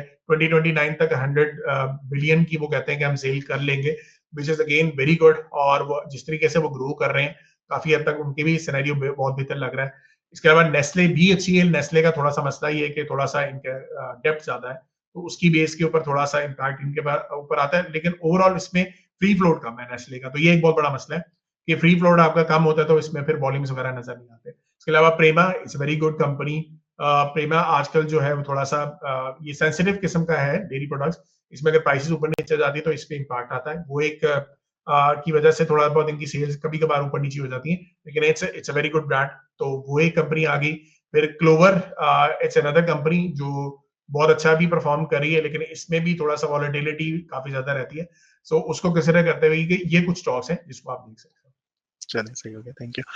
अच्छा, टॉप पिक्स पे आ जाते हैं इस वीक। स्टॉप। सबसे पहले तो आप लोगों का बहुत शुक्रिया the bulls and BS show देखने का। अगर आप इस पर्टिकुलर प्रोग्राम का फॉर्मेट देखें, जहां पे अमार फंडामेंटली कंट्री की पोजीशन बताते हैं कि क्यों आपको स्टॉक मार्केट पे इन्वेस्ट करना चाहिए, and cherry on top Faraz आपको वो कंपनीज बताते हैं कि क्यों उन कंपनीज में आपको इन्वेस्ट करना चाहिए, और बाय द वे जो ट्रैक रिकॉर्ड है वो आपके सामने है। अब ये चीज आप खुद भी कर सकते थे अगर आप दुनिया के किसी कोने में भी बैठे हुए हैं, और खास तौर पे पाकिस्तान में, और आपको अभी भी समझ नहीं आ रही कि स्टॉक मार्केट पे इन्वेस्ट कैसे करते हैं, तो I would strongly recommend please take the courses of Faraz and Amar which are available at sarmaya.pk। इन कोर्सेज से आपको समझ आएगी कि आपका अपना पैसा भी ग्रो कैसे हो सकता है। So please do look at sarmaya.pk courses and become financially healthy. OGDC को देखा जा सकता है यहाँ पे, और ये जो इसकी रैली थी, मैं हमेशा से एक ही पैटर्न डिस्कस करता हुआ आता हूँ कि जो आपकी रैली थी ट्रेंड की 104 से लेते हुए 255 तक गई, उसका 38% की फिप से ये बाउंस करता हुआ नजर आ रहा है, और ये रिट्रेसमेंट बहुत अच्छी होती है एक नई लेग के लिए, ठीक है। सो अब ये मेरे ख्याल में कमिंग वीक में एक्स भी हो जाएगा, तो कहीं नीचे मिलता है मेरे ख्याल में 206 के करीब या नीचे 192, यहाँ भी एक्यूमुलेट करें, देन एक्सपेक्ट करें कि ये दोबारा 254 और 255 को जाके हिट कर सके। ओवरऑल एक अच्छे ट्रेंड में था, करेक्शंस आ गई, और उसके बाद अब ये एक्स होने के बाद जब ओपन होगा नीचे आएगा, तो वहाँ पे इसको बाय कर लेना चाहिए। ओवरऑल अच्छे ट्रेंड में चल रहा है। GMR, इसकी आई थिंक अभी जो आपने शुरू में भी डिस्कस किया कि सर्कुलर डेथ्स पे इनको भी फायदा होने वाला है। अच्छा, OGDC के अंदर again this is one of my topics, और इसमें भी काफी हद तक डेवलपमेंट्स हमें नजर आ रही है। डेवलपमेंट ओवरऑल तो हमने देखा है कि रेकोडिक का भी इनका प्रोजेक्ट चल रहा था। ओवरऑल डेवलपमेंट्स आजकल एक्सप्लोरेशन के ऊपर काफी ज्यादा काम कर रहे हैं। वेल्स के डेवलपमेंटल वेल्स के ऊपर काम हो रहा है। हाइड्रोकार्बन डिस्कवरी इनकी वजीरिस्तान ब्लॉक में हुई है। बिटानी के अंदर इनकी प्रोडक्शन जो है वो दोबारा से इन्होंने स्टार्ट की है। कुनार ऑयल फील्ड के अंदर इनका काम चल रहा है, तो ओवरऑल काफी जबरदस्त इनका सिनेरियो फिलहाल है। EPS इनकी अगर क्वार्टर ऑन क्वार्टर पिछले साल की निस्बत देखें तो तकरीबन 50% ऑलरेडी डाउन है। इसकी रीजन भी समझ आती है कि ऑयल की प्राइसेस वगैरह एक साल से नीचे आ रही थी, साथ में इन्होंने एक्सपेंसेस वगैरह भी बढ़ाए, वो भी एक वजह थी। फिर पिछले साल डेफर्ड टैक्स जो था वो थोड़ा सा ज्यादा बड़ा था, जिसकी वजह से इम्पैक्ट थोड़ा सा अर्निंग्स वाइज आया। अगर उसको भी कंसिडर किया जाए तो फिर हमारा आगे आने वाले वक्त के अंदर वो चीज कैंसिल आउट हो जाएगी और उसके आगे जो है आपकी काफी हद तक इंक्रीज नजर आएगी। कैश कलेक्शन इनकी ऑलमोस्ट 120% इंक्रीज हो चुकी हुई है। 120% से मतलब जो अब जितना भी है इनको कैश पिछला वाला भी आ रहा है, और साथ साथ जो अब वो सेल कर रहे हैं वो भी उनको कैश की सूरत में वापस मिल रहा है, which is a huge thing. तो ये पूरे सेक्टर के अंदर प्रॉब्लम ही यही थी, और सर्कुलर डेब्ट का भी जो प्रॉब्लम हम जिक्र कर रहे थे वो भी यही वजह थी। और जैसे कि अभी जो न्यूज हमने देखी है, मेजर न्यूज, वो इसके ऊपर बहुत बेहतरीन असर करेगी। इसके अलावा रेकोडिक वाला हमने ऑलरेडी बहुत ज्यादा डिस्कस किया हुआ है, आई थिंक उसको डिस्कस करने की जरूरत नहीं। अर्निंग्स जो है इम्पैक्ट बहुत ज्यादा आया था क्योंकि एक्सप्लोरेशन कॉस्ट इनकी थी, और इनका एक ड्राई वेल निकला लास्ट क्वार्टर के अंदर, पीपीएल का भी निकला था और ओजीडीसी का निकला था, जिसकी वजह से एक्सप्लोरेशन कॉस्ट थोड़ी सी ज्यादा बढ़ गई है। सो ये कुछ सिनेरियोस थे, लेकिन again this is one of my topics. आगे जाके काफी इसका सिनेरियो बेहतर रहेगा, प्राइस अर्निंग्स वगैरह ये पूरे सेक्टर की बहुत काम है। चले जबरदस्त। इसके बाद में जो मेरी सेकंड पिक है वो अटक सीमेंट है, और ये एक दफ़ा हमने पहले भी डिस्कस किया हुआ था जब ये 186 से रिट्रेस होके 148 पे था, तो उस टाइम हमने कॉल दी थी और परफॉर्म कर गया था। इस दफ़ा फिर ये अपनी कंसोलिडेशन फेज को कंप्लीट करता हुआ नज़र आ रहा है, और ये जो पूरी रैली है इसकी 87 से 280 उसकी भी अच्छी गोल्डन पॉकेट से बाउंस करता हुआ ये नज़र आया है। सो इसको भी बाय ऑन डिप यानी कि 246 248 के करीब कहीं बाय करें। स्टॉप लॉस इसका 212 का होना चाहिए। अपने हाईस को ये 284 को टेस्ट भी कर सकता है और उम्मीद है इसको ब्रेक भी कर सकता है। जीएमआर सीमेंट ओवरऑल परफॉर्म कर रहा है। अटक सीमेंट को देखते हुए क्या लग रहा है आपको? अच्छा, ये लास्ट टाइम जो हमने डिस्कस किया था तो हमने मेंशन किया था कि इसने एक बिजनेस जो है शेयर होल्डिंग कंपनी, उसके प्रोसीड वो सेल हुआ था, और उसके जो प्रोसीड्स थे वो आए थे सकरल कितान के नाम से, जो इनकी शेयर होल्डिंग कंपनी है। उसमें से जो प्रोसीडिंग्स आई वो इनको आई थी, और दैट वाज अराउंड $5.85 मिलियन। तो ये भी इनको आया था। फिर इसके बाद इनकी विंड मिल जो है वो तकरीबन इस पे कंप्लीट हुई है, तो इनकी जो आगे आने वाली कॉस्ट है वो थोड़ी सी निस्बतन इस पे कम नजर आएगी। हाँ, कंपनीज की फाइनेंस कॉस्ट जो है वो बहुत ज्यादा इंक्रीज हुई थी, जिसकी वजह से इसकी अर्निंग्स बहुत ही ज्यादा डिक्लाइन हुई है। तो ये चीज आप ध्यान में रखें कि अर्निंग्स थोड़ी सी डिक्लाइन हुई है, ये शॉर्ट टर्म बोरिंग्स बहुत ज्यादा कर रहे हैं, जिसके ऊपर ये थोड़ा सा अपनी वो इन्वेस्टमेंट भी करना चाह रहे हैं, और इन्वेस्टमेंट जब होगी जाहिर सी बात है उसका इम्पैक्ट भी बाद में आएगा। लेकिन अर्निंग्स इम्पैक्टेड है, जो स्टॉक ऑलरेडी काफी ज्यादा ऊपर जा तो चुका है, लेकिन अगर प्राइस अर्निंग वाइज देखा जाए लिटिल बिट एक्सपेंसिव, तो ये बाकी फिर आप लोगों को डिपेंड करता है। ऑलरेडी प्राइस एक्शन की बेस के ऊपर काफी जबरदस्त परफॉर्म कर रहा है। इसके अलावा इसके अंदर और कोई स्टोरी फिलहाल तो नहीं है। फिर अगली पिक है सुई नॉर्थ, और इस पे भी सेम पैटर्न बना हुआ है। इसने भी रैली की 60 से लेके 116 तक, एंड देन दोबारा रिट्रेस होके 50% की फिबोनाची 88 से बाउंस करता हुआ नजर आ रहा है। ये पैटर्न अगर आप लोगों को याद हो, मैं बार बार बोलता रहा था ड्यूरिंग साइडवेज मार्केट आपकी जो चल रही है जनवरी से लेके फेब तक रही, उसमें मैं बोलते रहा था कोशिश करें उन सेटअप्स को देखें जो अपने हाइस को ब्रेक कर रहा हो, या उन सेटअप्स को देखें जो रैली करते हुए आके 50-38% की रिट्रेसमेंट्स पे डिस्काउंटेड प्राइस पे मिल रही हो, तो वो बाय करें। सो यहाँ से ये सी पॉइंट इसने डिफाइन किया और ये बढ़ गया, और उम्मीद है जिस तरीके से ये परफॉर्म कर रहा है, इसकी अब ये सेकंड लेग शुरू हुई है। सो इसका first target 116 and then second target जो डी पॉइंट है वो 139-140 के करीब का होगा। डाइवर्जेंस यहाँ पे कुछ भी नहीं है। सो जब भी ये नीचे कहीं मिलता है करंट प्राइस पे थोड़ा सा ऐड कर लें, 97 पे ऐड कर लें, और फिर टारगेट रखें 116 का और 139 का। सो ये एक अच्छी पिक हो सकती है। जीएमआर फंडामेंटल स्पेस पे सर्कुलर डेप्थ की इस पे भी कहानी है। जी बिल्कुल, ये सर्कुलर डेब्ट की कहानी इसमें आएगी। तकरीबन 80% का इसका इंक्रीज है अर्निंग्स पर शेयर के अंदर, अगर पिछले साल के क्वार्टर की निस्बत देखा जाए। सो 9 मंथ का अगर आप देखा जाए तो तकरीबन 40% का इंक्रीज इनकी अर्निंग्स पे नजर आ रहा है। 11% का इनका तकरीबन पिछले साल की निस्बत रेवेन्यू इंक्रीज किया है। सो कपल ऑफ गुड फैक्टर्स, और ऑलरेडी भी हमें पता है कि गैस की प्राइसेस बढ़ी हैं, और गैस की प्राइसेस बढ़ने से इस कंपनी को जो है वो काफी हद तक फायदा, सबसे ज्यादा फायदा इसी कंपनी को है। सही हो गया। अच्छा, लास्ट जो पिक है वो गनी क्लास की है, और ये पैटर्न बहुत सिंपल सा है। इसने अपने हाइस को भी ब्रेक किया 2024 के, जो तकरीबन 35.46 था, ब्रेक करके ऊपर सस्टेन किया। एक और रेजिस्टेंस इसकी आ रही थी जो 2023 का हाई था 36 के करीब का, उसको भी ब्रेक करके आज ऊपर ही क्लोज हुआ है। सो एक अच्छा साइन है, और ओवरऑल इसने पूरी रेजिस्टेंस जोन को सस्टेन ब्रेकआउट करने के बाद ऊपर क्लोजिंग दी है। सो एक्सपेक्ट कर सकते हैं कि फर्दर रैली करे, 43 तक 44 तक जा सकता है, स्टॉप लॉस इसका 30 हो। सो जब भी नीचे मिलता है इसको बाय करना चाहिए, हाई लो डिफाइन करने आएगा नीचे, इसको बाय करें 34 35 के करीब, स्टॉप लॉस 30 रखें, टारगेट 43 रखें। सो ये एक अच्छा सेटअप है, रिसेंट हाइज इसने अभी ब्रेक किया और ये सस्टेन भी कर रहा है। GMR, Ghani Glass, Tariq Glass तो बहुत आउटस्टैंडिंग परफॉर्म किया है और ग्लास भी, गनी ग्लास भी कर रहा है। सो ये पूरे ग्लास सेक्टर में कोई ऐसी कोई मेजर ट्रिगर है जो ये दो कंपनीज लीड कर रही हैं? अच्छा, ये मुझे थोड़ा सा बैकएंड पे मैंने बहुत ज्यादा इस पर रिसर्च नहीं की थी कि हो सकता है कि रॉ मटेरियल्स के ऊपर कोई ना कोई इम्पैक्ट आ रहा है। तारिक गिलास तो ऑलरेडी हमने देखा ना कि क्या रीजंस है। गनी गिलास के भी थोड़ा सा देखना पड़ेगा। जो मेरे पास अभी तक जो मैंने फाइनेंशियल्स के देखे, रेवेन्यू तकरीबन इसका पिछले साल के निस्बत सेम है, ग्रॉस मार्जिन भी इसका तकरीबन सेम है, अर्निंग्स जो है पिछले साल के निस्बत 10% इसकी डाउन है। और जो ये जीजीएल जो है अपना डील करता है, दो ग्लासेस की कंपनी है ना, एक जीएचजीएल है और एक जीएचबीएल है, ठीक है। तो ये दो कंपनीज है। ये वाली जो कंपनी है जीएचजीएल, ये डील करती है float glass and glass containers के अंदर। और इसका जो पिछले साल में ना प्लांट एक क्लोज हुआ था, उन्होंने हाईलाइट भी किया था। अब जनवरी 2025 में अगेन इनका जो फार्मा का जो प्लांट है वो दोबारा से एक्टिवेट हुआ है। आगे आने वाले वक्त के अंदर अब इसकी जो अर्निंग्स आएंगी वो थोड़ी सी देखनी पड़ेगी कि कैसी आती हैं। तारिक ग्लास की तो बेहतरीन आई है, लेकिन अगर इसकी भी बहुत बेहतरीन आएगी तो हो सकता है कि इसके अंदर ये रैली बहुत सस्टेन करे। ठीक हो गया हमारा। अब चलते हैं ग्लोबल मार्केट्स की तरफ। सबसे पहले डॉलर इंडेक्स को डिस्कस करता हूँ टेक्निकल के ऊपर, फिर आपसे बात करते हैं फंडामेंटल्स पे। टेक के ऊपर इसने डेली टाइम फ्रेम पे डाइवर्जेंस बनाई थी, हायर लो ब्रेक किया एंड देन अब ये बेयरिश हो चुका है, लोअर हाई एंड लोअर लोज बना रहा है। और राइट नाउ ये एक बहुत बड़ी एक सपोर्ट जोन है 103.5 से 7 के दरमियान, इसको टेस्ट कर रहे हैं। मुझे लगता है कि अगर ये लोअर लो है और ये पोटेंशियल स्पॉट हो सकता है लोअर लो डिफाइन करने का, तो ये बाउंस करेगा लोअर हाई के लिए।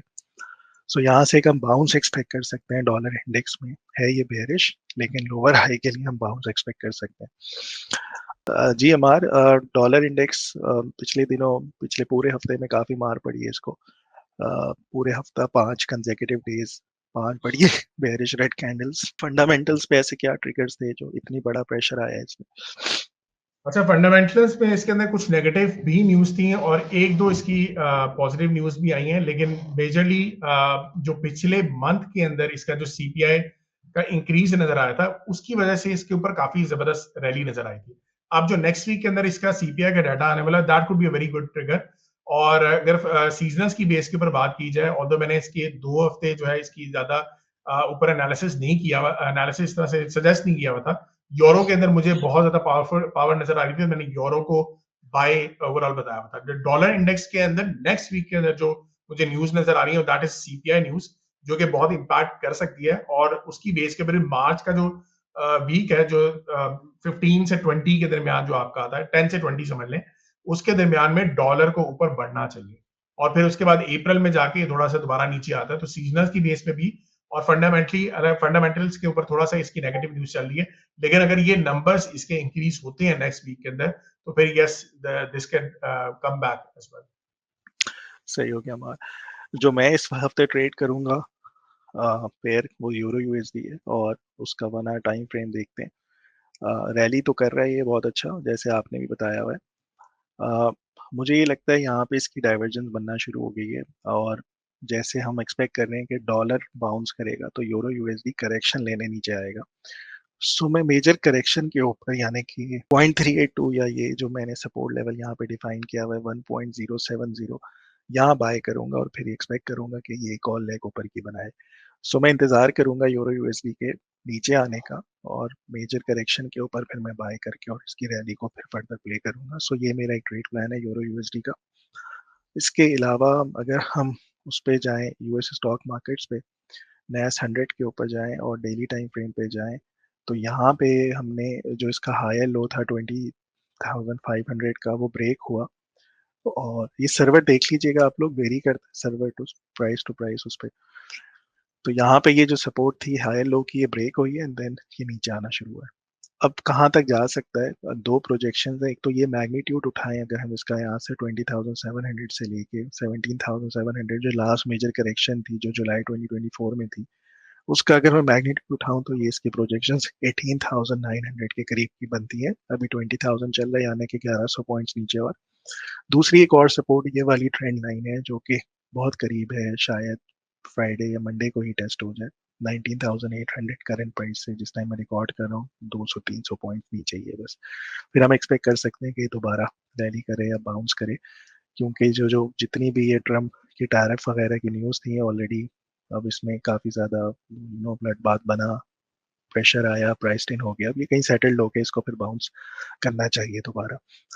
अमार कैसे देख रहे हैं आप ये जो ट्रम्प के टैरिफ्स लगाने की बातें हो रही हैं, और मेरे ख्याल में अब अप्रैल तक ड्यू पोस्टपोन करती है, उसके बाद लगेंगे। और हाँ बिल्कुल, अभी टैरिफ्स की ऑलरेडी बातें काफी ज्यादा हो रही हैं। पहले ट्रंप ने अनाउंस कर दिया था कि जी मैं मैक्सिको के ऊपर और कनाडा के ऊपर 25% टैरिफ लगाने लगा हूं, और फिर उसके रिस्पांस में कनाडा ने भी टैरिफ लगाए थोड़े से। सो ये चीज के ऊपर काफी ज्यादा सिलसिला चल रहा है। फिर उसके बाद जो है अब ये न्यूज चलती रहेगी। अब ये जो अब मैं अभी खैर आपके एंड से सुन रहा हूँ, मैंने इसको देखा नहीं कि इसे पोस्टपोन किए हैं कि नहीं किए। एक दो दिन से मैंने न्यूज इसको फॉलो नहीं किया, लेकिन जब लास्ट था तो ट्रंप ने तो अनाउंस कर दिया था कि मैं ये करने लगा हूं। कनाडा ने रिस्पॉन्स में किया था, तो उसकी बेस के ऊपर यूएसडी कैड के अंदर अच्छी खासी आपको दोनों साइडों पे अच्छा खासा रैली मिली है। अगर ये सिनेरियो चलता भी है तो नैस्डैक के ऊपर इम्पैक्ट तो आना ही है। ठीक है, इम्पैक्ट जो आएगा, क्योंकि एक तो आईटी कंपनीज तो है फिलहाल, लेकिन ये चीज को ध्यान में रखें, कुछ भी पॉजिटिव ट्रिगर्स आएंगे जैसे सीजनल्स की बेस पे भी आएंगे, तभी आपको मार्केट में नजर आ जाएगा। मैं बहुत अरसे से ऑलरेडी कहता आ रहा हूं कि आपको नैस्डैक के अंदर इन्वेस्टमेंट नहीं करनी चाहिए, आपको दूसरी कंपनीज के अंदर करनी चाहिए। फुटसी कह रहा हूं, आपको जो रसल 2000 का इंडेक्स है उसको देखें आप, या S&P 500 कंपनीज में मैन्युफैक्चरिंग वाली कंपनीज है उनको देखें, क्योंकि इंटरेस्ट रेट वो नीचे कर रहे हैं, उससे इम्पैक्ट आपकी दूसरी कंपनीज के ऊपर दूसरे सेक्टर्स पे आ सकता है और वो ज्यादा बेहतर रखते हैं। खैर अभी तो सीजनल चल रहे हैं जो हमने मार्च वाले डिस्कस की।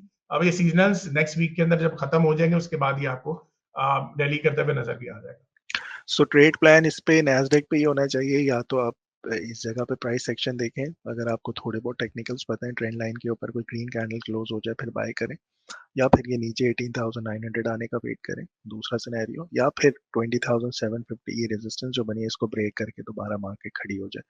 मुझे लग रहा है मोस्ट लाइकली सिनेरियो आपका ये होगा कि ट्रेंड लाइन को टेस्ट करेगा एंड देन बाउंस कर जाएगा। सो नैस्डैक का ये है।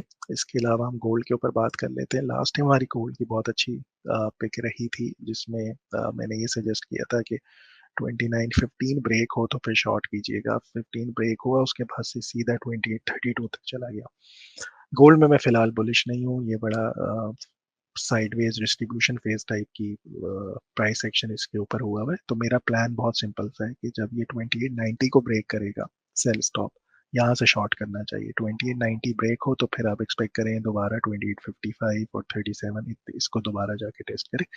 सो यहाँ पे सेल स्टॉप प्लेस करें और स्टॉप लॉस फिर आपका जो भी ये लास्ट लेग की हाई होगी वो बनेगा, और फिर आप एक्सपेक्ट करेंगे नीचे जाए फर्दर।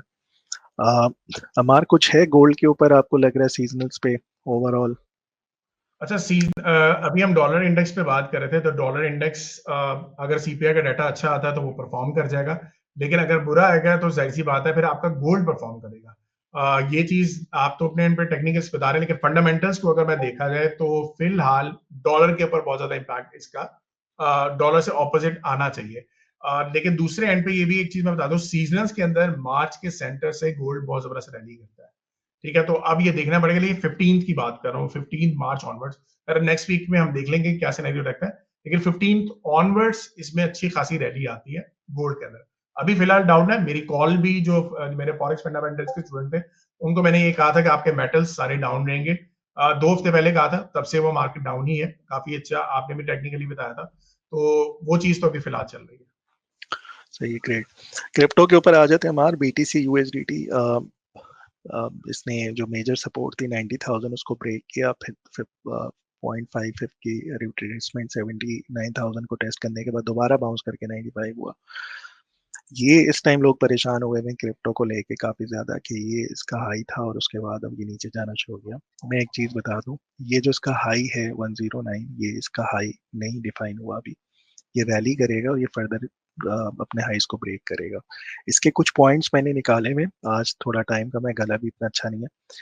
तो नेक्स्ट मैं बहुत डिटेल से बात करूंगा कि ये इसका हाई नहीं है, उसकी रीज़न क्या है क्रिप्टो की कैरेक्टरिस्टिक को देखते हुए कि हम क्यों एक्सपेक्ट कर रहे हैं कि यहाँ से एक और रैली आएगी और अच्छी आएगी। वो उसके जितने पॉइंट्स हैं वो सब इंशाल्लाह नेक्स्ट वीक को डिस्कस करेंगे। फिलहाल ये ऐसे ही रहेगा साइडवेज, ये इसी रेंज में ही रहना चाहिए। इसको 79 या 80,000 से लेके 88-90,000 इधर रेंज में रहे, फिर दोबारा ये परफॉर्म करना शुरू करेगा। इथेरियम की बात करें, इथेरियम भी अपने बिल्कुल लोस पर आया, जो इसके 2162 और 2200 डॉलर की जो इसकी सपोर्ट थी उसको भी ब्रेक करके अंडरकट लो लगाए, देन दोबारा बाउंस कर गया।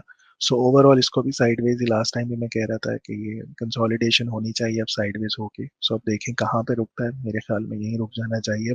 2200 से 2500 की रेंज एक अच्छी है, 15-20 दिन की कंसोलिडेशन है, देन एक्सपेक्ट कर सकते हैं कि दोबारा रैली अप्रैल के अंदर परफॉर्म करना शुरू करे। इसके अलावा अगर मैं ऑल्ट्स पे जाऊं तो मेरे पास एक लास्ट हमने नियर यूएसडीटी डिस्कस किया था, उसका हमने बाय स्टॉप बताया था और एग्जैक्टली वो वहीं से ही उसको ट्रिगर नहीं किया और नीचे आ गया। सो ये जो ब्रेकआउट के लेवल्स होते हैं बड़े इंपॉर्टेंट होते हैं। यहाँ पे बैंड यूएसडीटी एक पेयर है, यहाँ पे अगर ये 0.934 को ब्रेक करता है फिर बाय कीजिएगा और स्टॉप लॉस फिर इसका 0.875 हो जाएगा, टीपी 0.987 और फिर सेकंड टीपी 1.05 के करीब की होगी।